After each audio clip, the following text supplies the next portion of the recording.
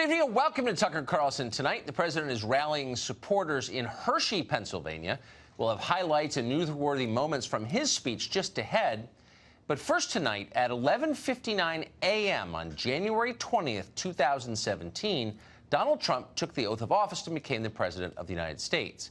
By 12:05 that same day, Democrats were calling for his impeachment. And that's barely an exaggeration, if at all. Literally for years, the left has been howling that Trump must be removed immediately from office without the consent of voters.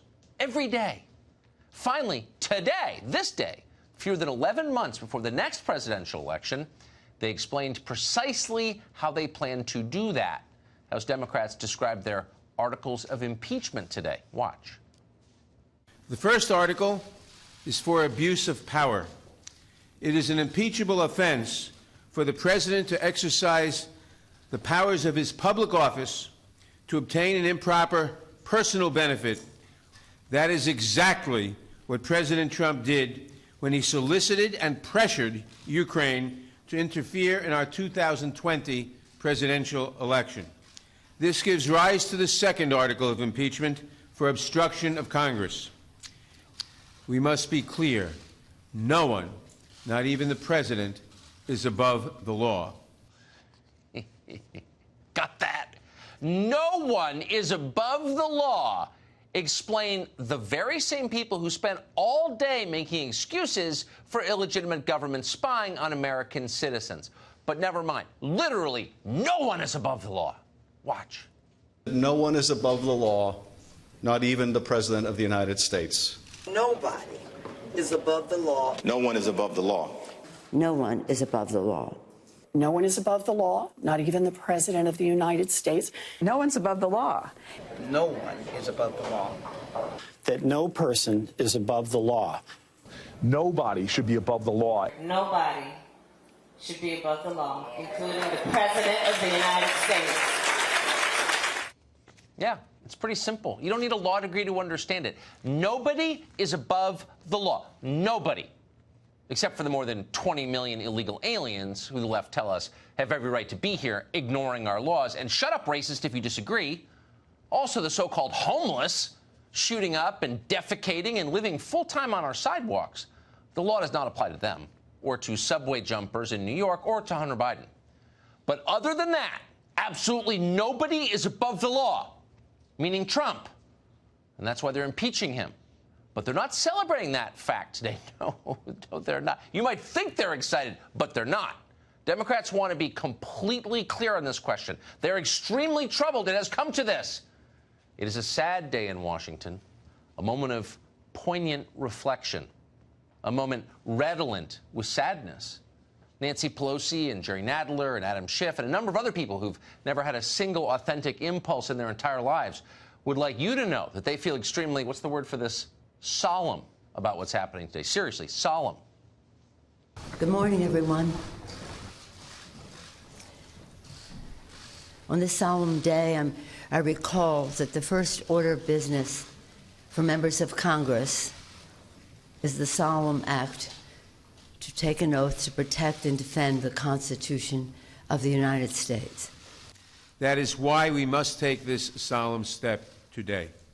The President's oath of office appears to mean very little to him, but the articles put forward today will give us a chance to show that we will defend the Constitution and that our oath means something to us.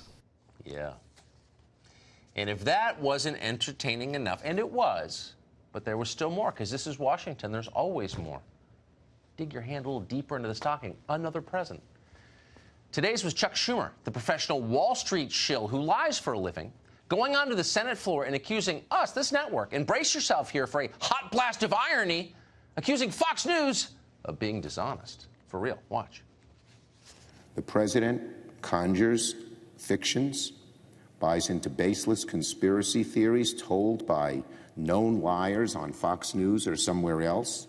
Here in the Senate, certain members of the grand old party are forming their own conspiracy caucus. Any crazy conspiracy, whether launched by Putin or some wild-eyed, crazy conspiracy theorist who manages, of course, all the time to get on Fox News and have his story or her story repeated. It's just such a shame that Sigmund Freud has fallen out of favor. They're attacking him on the college campuses as a sexist. We need Sigmund Freud today, because without Freud, it's hard to recognize what's going on. But here it is, distilled to its essence. Write this down, put it on your fridge. It's the best guide to politics ever. What the left accuses you of doing is precisely what they're doing themselves. They accuse you of fostering racism, pushing conspiracy theories, lying to the American people. It's almost hard to finish the sentence. Of course, those are the three main things they're doing. And impeachment proves the point once more. The first article of impeachment accuses the president of, quote, abuse of power for, quote, soliciting the interference of a foreign government, Ukraine, in the 2020 United States presidential election, end quote.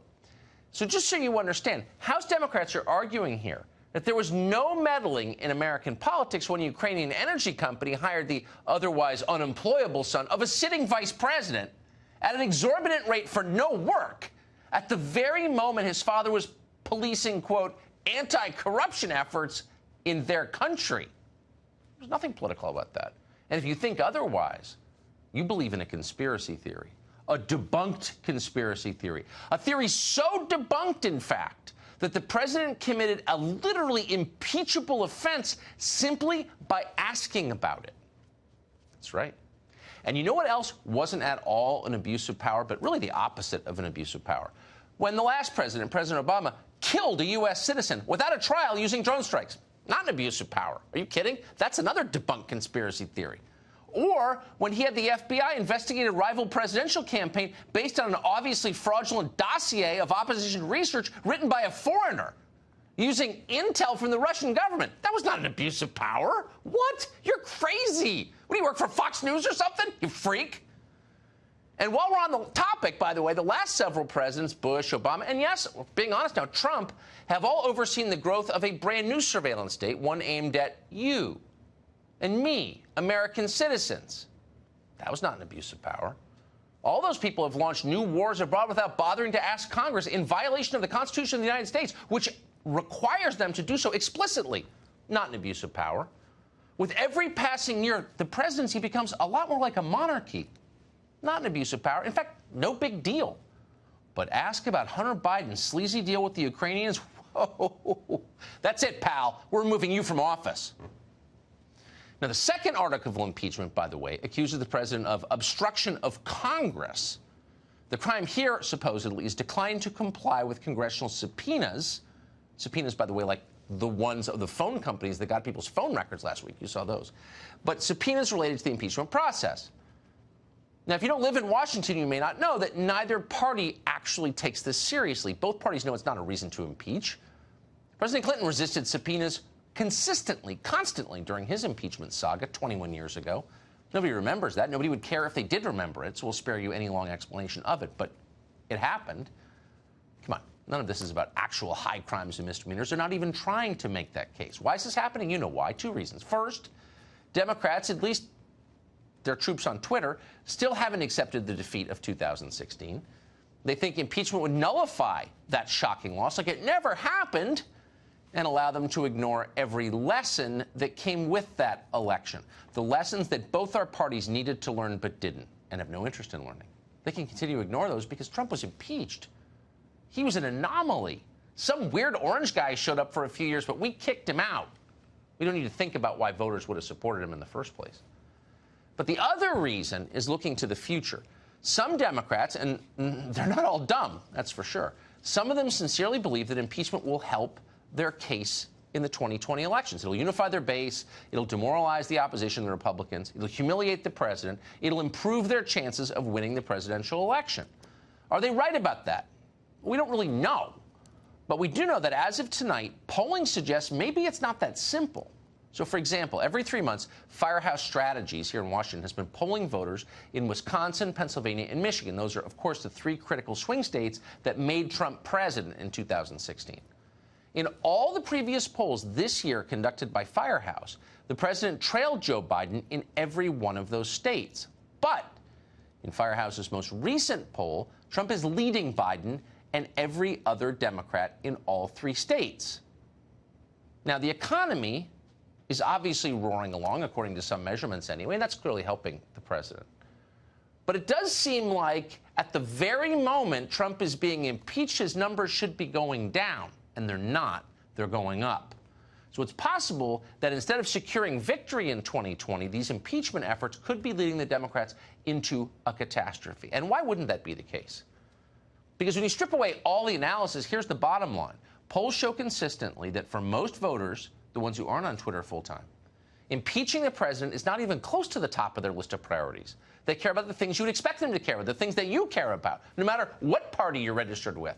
Health care, wages, student loan debt, which really is wrecking the country, crime, which is real and rising, the border, which is open. It's not even a border anymore. And just about every other issue that's not impeachment.